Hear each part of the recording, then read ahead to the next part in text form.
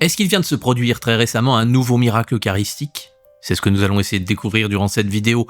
Bienvenue sur la chaîne de William Davrek, un format un peu particulier aujourd'hui puisque je vous parle d'un fait très récent qui s'est produit dans le village de Bénin, au sud Liban, le 17 avril 2026.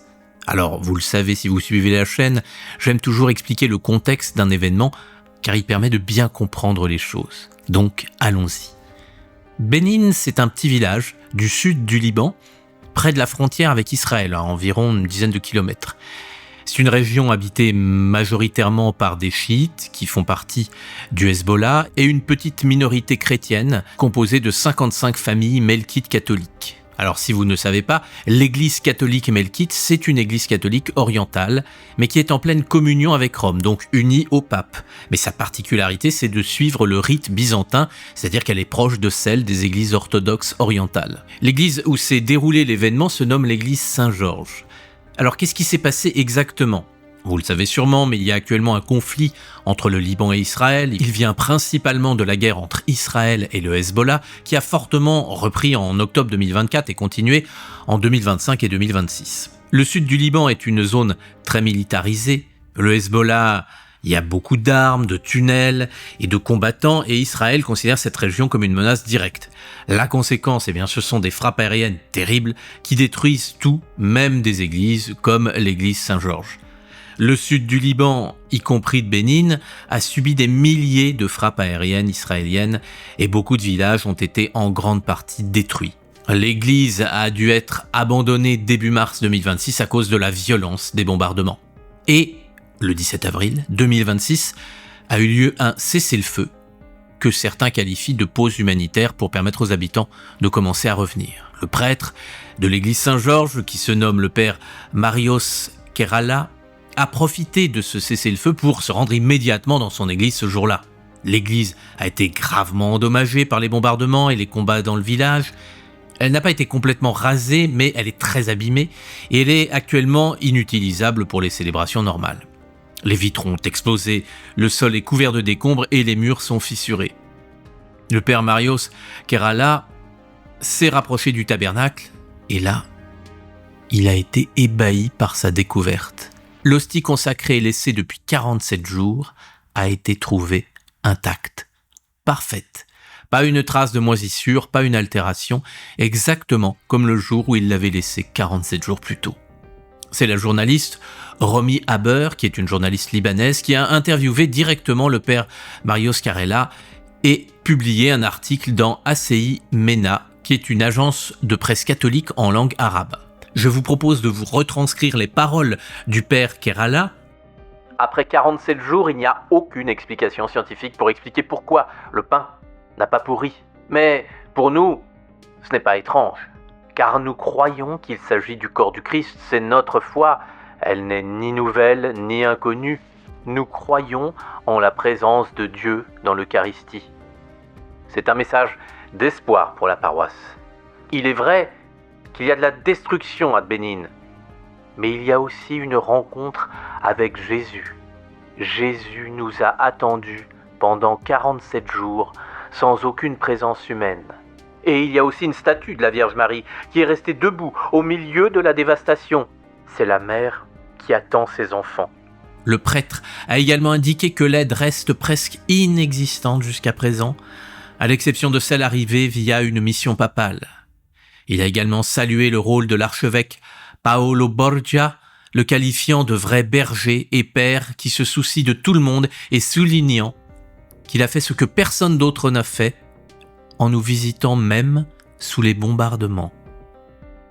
Alors le village actuellement souffre d'un manque presque total des besoins de base, c'est-à-dire qu'il n'y a pas d'eau, pas d'électricité, pas d'internet et ainsi qu'un froid glacial qui aggrave les conditions qui sont déjà très difficiles. La plupart des habitants de Bénin ont des moyens modestes et cette épreuve est très difficile à vivre. Je le dis toujours, sur cette chaîne, la guerre, c'est une horreur absolue qu'il faut éviter à tout prix.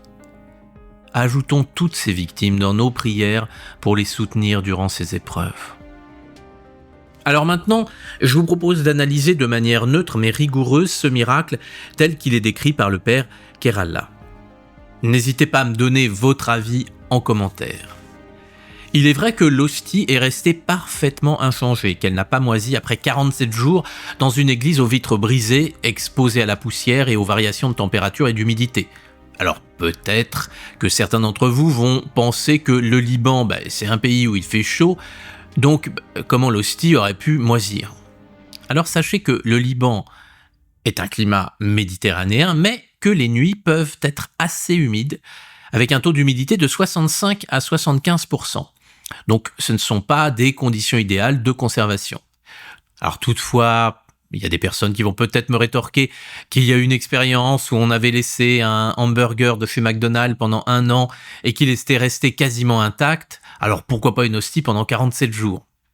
Eh bien, la composition est tout de même très différente. La nourriture chez McDonald's comprend énormément de conservateurs et elle est très salée, ce qui limite la décomposition.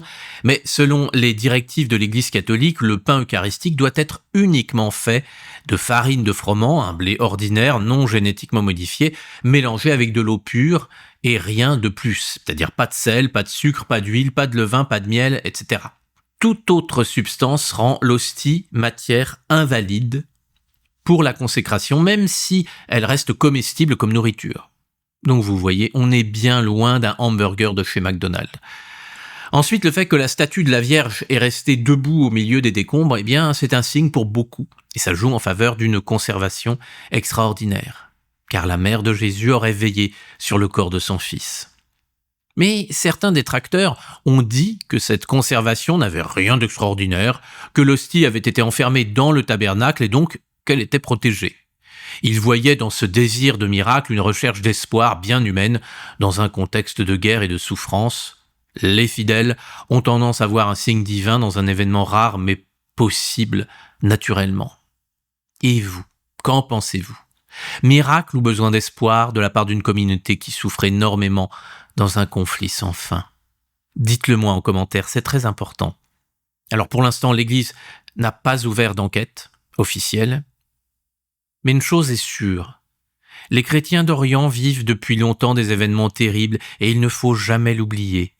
Présents depuis les origines même du christianisme, ces communautés ont traversé près de 14 siècles de persécutions. Dès les conquêtes arabes du 7e siècle, puis sous les califats, les Mamelouks, l'Empire ottoman, les massacres se sont succédés, comme celui de Damas en 1860, les génocides arméniens, assyriens et grecs de 1915 à 1919, et plus récemment les exactions de Daesh en Irak et en Syrie. Ceux qui représentaient encore 15 à 20% de la population du Moyen-Orient au début du XXe siècle n'en représentent aujourd'hui que 3 à 4%. Villages vidés, églises détruites, exode massif, une présence bimillénaire est en train de disparaître de la terre qu'il a vu naître. Alors miracle ou pas, on ne peut que comprendre qu'au milieu de cette longue souffrance, au milieu des bombes et de l'abandon, quand le Père Kerala a découvert cette hostie intacte, il a pensé à Jésus présent dans l'Eucharistie. Je suis avec vous tous les jours jusqu'à la fin du monde. À vous et à tous les chrétiens d'Orient, je vous souhaite le meilleur.